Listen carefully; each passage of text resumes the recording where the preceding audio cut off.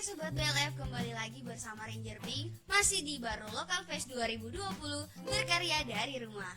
Nah, tadi kita sudah menyaksikan 3 video komunitas, profil komunitas yang masih aktif selama masa pandemi. Dan jangan lupa untuk kalian dukung komunitas andalan kalian dengan cara like video yang ada di postingan Instagram @orangbaru. Jadi jangan lupa kasih tanda hati ya. Nah, sekarang Anda sudah tidak sendiri lagi, sudah bersama dengan Bapak Jamal Pasolowangi. Benar ya Pak? Pasolowangi, mohon maaf ya Pak. Jadi ini kali pertama Ranger Pink ketemu bersama Bapak. Jadi Bapak ini kelahiran pada 12 Februari 1975. Sekarang beralamat di BTN Amaro Blok C nomor 12 ya Pak. Dan sekarang Bapak ini adalah seorang sosok guru di SMA Negeri 6 Baru. Nah, Bapak ini merupakan ketua dari Agupena Baru, yaitu Asosiasi Guru Penulis di Kabupaten Baru. Jadi, beliau merupakan seorang penulis yang sekarang hadir dan kita saat lagi akan bincang-bincang mengenai sejarah Kabupaten Baru ya, Pak. Dipersilakan, Pak. Baik, assalamualaikum warahmatullahi wabarakatuh. Waalaikumsalam warahmatullahi wabarakatuh. Jadi kalau kita membahas sejarah, hal pertama yang perlu kita ingat bagi anak-anak muda dan kita semua tentu adalah bahwa orang yang mengenal sejarahnya maka dia akan menjadi besar di kemudian hari. Kenapa? Karena kita ini berasal dari sejarah semua ya. Kita ini adalah bagian dari sejarah. Betul. Sehingga pengetahuan kita tentang sejarah kita itu kemudian membawa beberapa hal. Pertama, kita belajar dari sejarah.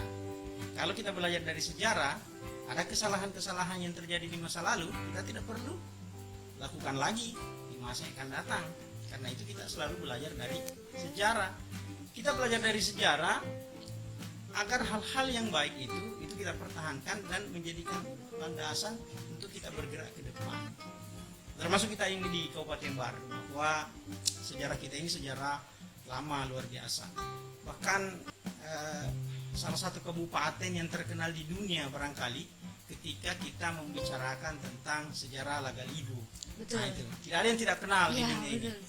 Nah, sebagai sebuah karya sastra terpanjang, maka Lagaligo itu sudah mendunia.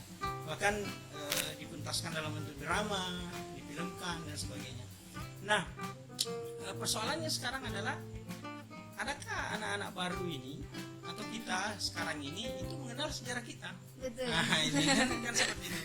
Apakah kebesaran sejarah dulu ketika orang tahu di luar sana ada itu Lagaligo, kemudian mereka bertanya, katakanlah misalnya siapa lagi namanya? Andres Pak. Nah, terus misalnya ke jalan-jalan lah, Iya.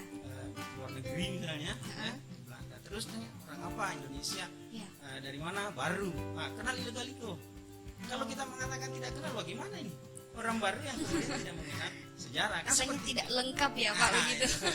Jadi rasanya kita menjadi tidak lengkap Iya. kehidupan kita ketika kita tidak mengenal diri kita Betul sendiri. sekali. Karena sejarah itu adalah diri kita sendiri.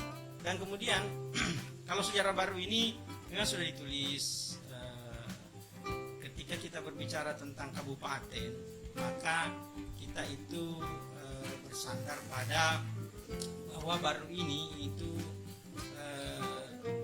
20 Februari 1960 itu kita menjadi tanda kelahiran kabupaten sebagai kabupaten di Indonesia. Iya. Tapi sebelum menjadi kabupaten itu, maka baru ini itu tidak langsung jadi kabupaten seperti itu. Iya, betul Tetapi sekali. dia memiliki sejarah yang panjang yang kemudian menjadikannya kabupaten.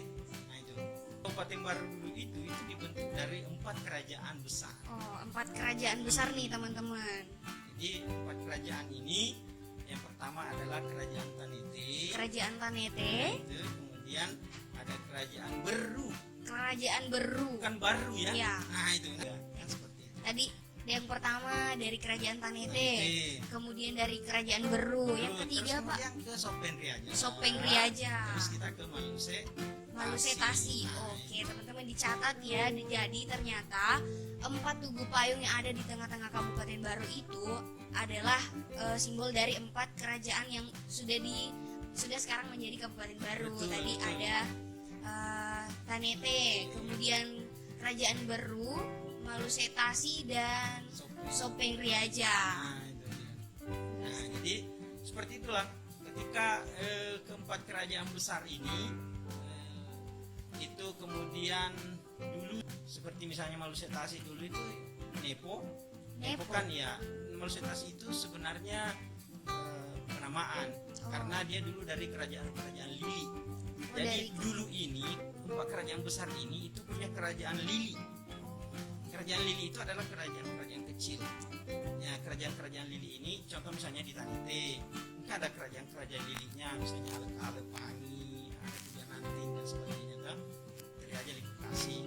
Terus itu kerajaan Lili, tapi kerajaan besarnya itu berkedudukan di Pancana. Beru misalnya, ada Tulung, ada ini sebagainya, terus berkedudukan di Sukabumi. Terus ada Sopeng Riaja, ya kan? Ada Kiru, ada Badusu. Nah itu menjadi Sopeng Riaja. Itu lain juga sejarahnya itu. Nah itu mereka punya sejarah sendiri dan besar. Nah itu Malusetasi juga Arum Patapuloe. Iya, Arum Patapuloe itu mungkin kalian pernah di websitenya Toriolong. Di website Toriolong itu banyak mengkaji masalah-masalah kerajaan-kerajaan daerah khususnya Baru. Ini baru saya lihat ada website seperti ini, dan itu teman saya juga ada di situ dari SMA 6 Pak Erik. Ini juga menjadi penulis di sini. Ini riwayat Bisa dikasih lihat Pak Tanite. ke kamera? Ya. Sayang Judul sekali ada 2 buku yang saya tidak bawa. Ini juga ada buku dulu ini kerajaan Tanite yang disusun oleh Pak Sarip Romi. Nah, ini sudah lama sekali. Itu yang kemudian diperbaharui. Sumbernya akhirnya dibuatlah seperti ini yang terakhir. Baru 2-3 bulan yang lalu barangkali. Ini dengan Pak Bada bin Amir, salah seorang sastrawan dan budayawan kita ini. Jadi di dalamnya itu sudah lengkap Pak. Artinya begini, yang disebut lengkap itu tidak ada yang lengkap ya. Kalau belajar sejarah itu tidak ada yang lengkap karena sejarah itu kan luas. Coba bayangkan saja satu raja misalnya itu memiliki berapa keturunan, terus dikawinkan dengan kerajaan ini, dikawinkan dengan kerajaan ini, akhirnya turun temurun. Kan seperti itu jadinya. Nah, itu, oke. Jadi 4 kerajaan tadi ini, nah itu memiliki kerajaan Lili semua. Saya sudah sebutkan tadi itu. Jadi kerajaan-kerajaan Lili ini itu kemudian bersatu di bawah payung kerajaan-kerajaan besar ini. Nah akhirnya pada di Kabupaten Baru sendiri, kalau menurut dari buku Pak Adi Hasanuddin Resewa, jadi itu abad-abad ke-13 itu masih kita kesulitan untuk melihat sejarah Baru. Barulah abad-abad ke-14 itu sudah mulai terang, khususnya ketika misalnya abad ke-18 ketika Lagalimpo itu kemudian ditulis, orang kemudian mengenal Baru sampai tingkat internasional karena dibawa ke Belanda. Nah itu kerajaan-kerajaan besar tadi ini, yang 4 ini itu kemudian berkumpul, dan pada saat pemerintahan Belanda, nah itu mereka tidak bisa berkutik apa-apa. Memang ada perlawanan. Kita kalau membaca sejarah Beru itu, maka perlawanan orang Beru terhadap Belanda juga keras, ya. Perlawanan terhadap Jepang juga keras. Jadi orang-orang Baru itu sebenarnya masih termasuk darah pejuang. Kita harus bangga dengan itu. Jadi kita ada sih beberapa daerah di Indonesia ini mentah-mentah ketika datang penjajah tidak melawan, tapi Baru itu melawan. Iya, sejarah kita menegaskan bahwa Tanite melawan, ya kan? Badusu melawan, ya, Nepo melawan, semua melawan, Baru juga melawan. Tetapi karena kekuatan Belanda ditambah dengan kemampuan perang kita yang sangat tradisional, maka mungkin kita hanya mengalahkan 1 kali, selebihnya tidak bisa lagi. Nah itu jadi kerucutkan bahwa dari 4 kerajaan besar tadi ini, ya kan, kerajaan besar 4 keempat kerajaan besar tadi ini itu pada masa penjajahan Belanda itu mereka disebut dengan dalam bahasa Belanda, dalam bahasa Indonesianya mereka disebut dengan kerajaan-kerajaan kecil. Iya. Ada juga disebut dengan Amder-Abdeling. Amder-Abdeling. Jadi dia adalah satu wilayah yang disatukan. Satu wilayah. Ya, jadi disatukan. Dulu baru ini bergabung dengan Parepare. Oh. Nah, itu bergabung dengan Parepare. Jadi setelah kemerdekaan ya, dengan ada SK yang dikeluarkan oleh pemerintah untuk penamaan Dati II pada saat itu kemudian pada tanggal 20 Februari 1960 itu kemudian ada SK tentang Kabupaten Baru Dati II namanya ya. Jadi Dati II Kabupaten Baru. Maka keempat kerajaan ini ya, Maluset Asih, kemudian Sumpah Riaja, yang tadi ini adalah kerajaan-kerajaan kecil, kerajaan-kerajaan keempat ini kemudian digabungkan menjadi Dati II Kabupaten Baru. Jadi Kabupaten Baru. Pada Jadi tanggal 20 dicatat ya teman-teman sekalian. Jadi Kabupaten Baru ini berdiri pada tanggal 20 Februari 1960. Ya, itulah menjadi dasar dari hari kelahiran Iya. Kabupaten Baru. Selalu dirayakan. Ya, selalu dirayakan. Jadi keempat tadi payung itu, keempat daerah inilah yang kemudian menjadi payung itu yang kemudian disatukan menjadi Kabupaten Baru. Nah, Betul. kenapa Baru? Ya. Nah, tadi Baru ya. Baru itu ada sih beberapa dijelaskan di bukunya Pak Hasan ini bahwa dulu Baru itu maaf katanya bahwa itu banyak dulu dari orang Makassar. Memang keturunannya begitu. Jadi keturunan kita itu dari Goa ada, ya kan? Dari Masuk daerah-daerah Kabupaten Baru, sana. iya. Itu kalau mereka tidak bisa menyebut Baru tapi menyebut Baru. Oh. Nah, itu juga ada klausul dari bahasa Belanda ya, semacam SK itu menyebutkan memang Baru. Baru. Apakah salah pengertian atau tidak, wallahu alam kita tidak tahu. Karena yang mengetik SK-nya itu kita tidak tahu kenapa dari Baru menjadi Baru. Mungkin aksennya ya, Ya, Pak. mungkin gara-gara itu. Aksennya yang sampai sekarang itu sudah melekat. Nah, itu. Jadi karena dia menjadi catatan undang-undang di dalam undang-undang maka tidak usah lagi dirubah. Iya, betul Nah, sekali. itu, dan jadilah Baru. Baru. Nah, itu. Kalau kita menyebut Baru, Baru. nah, tidak apa-apa. Itu kan penamaan kita. Jadi orang tahu bahwa kita orang Baru. Nah, oke. Saya kira di situ. Jadi persoalannya ketika mereka bergabung ini digabungkan. Jadi pada masa penjajahan Belanda memang keempat kerajaan ini disebut dengan Amder-Abdeling tadi itu bukan dengan Parepare. Tapi setelah misalnya Indonesia merdeka, maka pemerintah menjadikannya kabupaten tersendiri, yaitu Parepare sendiri, kemudian Baru juga sendiri. Nah, dan Baru itu digabung dari empat kerajaan kecil tadi ini. Betul sekali. Nah, kita lah mungkin teman-teman udah jelas ya bagaimana Baru terbentuk, tanggal berdirinya, dan kenapa ada 4 payung, ada tugu 4 payung di tengah-tengah kota. Selanjutnya kita ke pertanyaan kedua nih Pak, mengapa Coli Pujie tidak masuk dalam pahlawan nasional? Mungkin ini agak panjang kali ya Pak ya, tapi nggak apa-apa nih Pak. Jadi kalau berbicara Coli Pujie, dia harus tahu bahwa Coli Pujie itu kan seorang penulis Ilagaligo. Ya, jadi andai kata tidak ada dia, ya kan?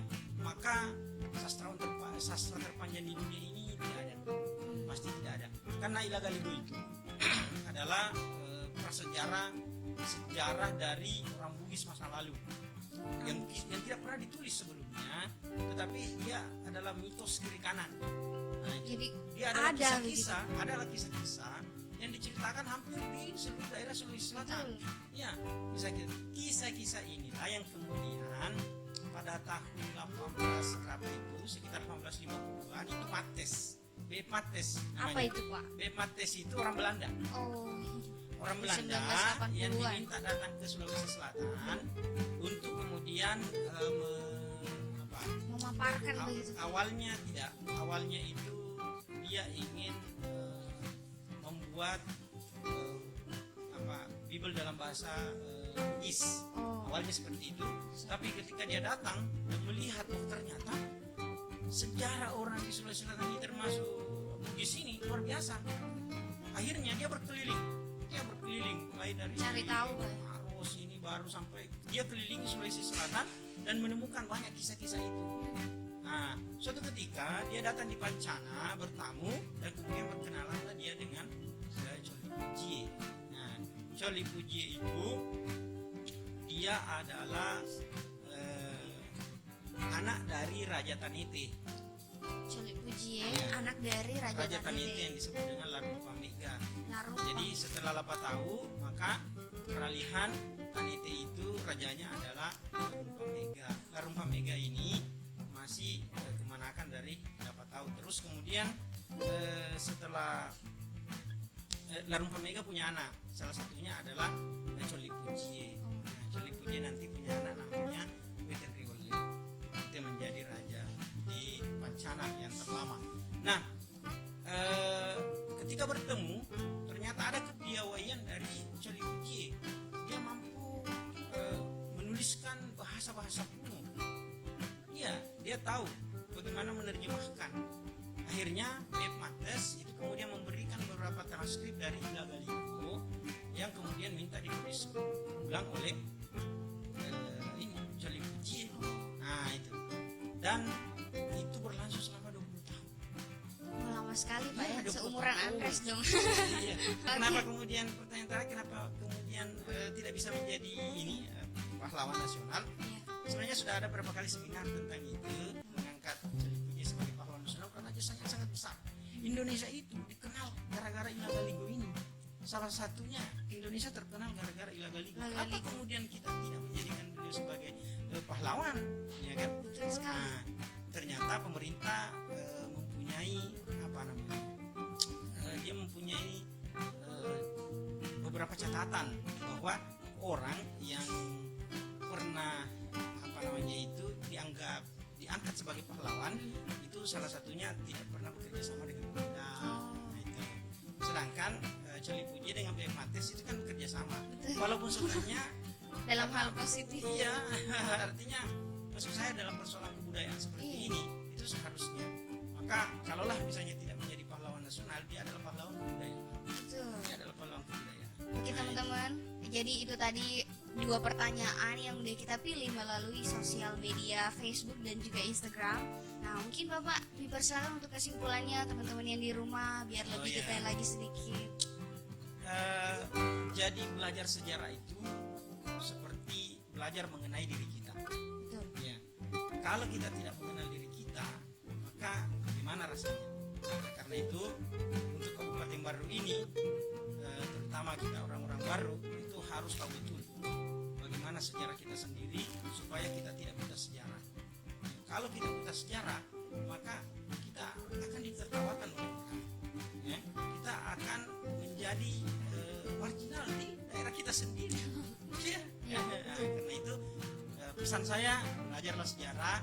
Mari kita jadikan sejarah kita ini sebagai landasan untuk maju ke depan. Baru dengan papayungnya itu, dengan 4 kerajaan yang kemudian bersatu ini, itu adalah tanda persatuan yang luar biasa. Tidak ada kata lain selain persatuan. Karena itu kita sebagai orang baru harus tetap memegang persatuan, dan kemudian dari 4 kerajaan yang berbeda ini, itu juga mereka memiliki perbedaan tetapi disatukan Betul. dalam satu kabupaten baru. Karena itu menyatunya kabupaten baru berarti menyatunya manusia yang ada di dalamnya yang berbeda, ya, menyatunya pikiran-pikiran mereka yang berbeda-beda tadi ini. Nah, karena itu kabupaten baru sangat mengenal pluralisme itu, sangat mengenal keberbedaan, tetapi mereka disatukan di kabupaten baru. Nah, itu.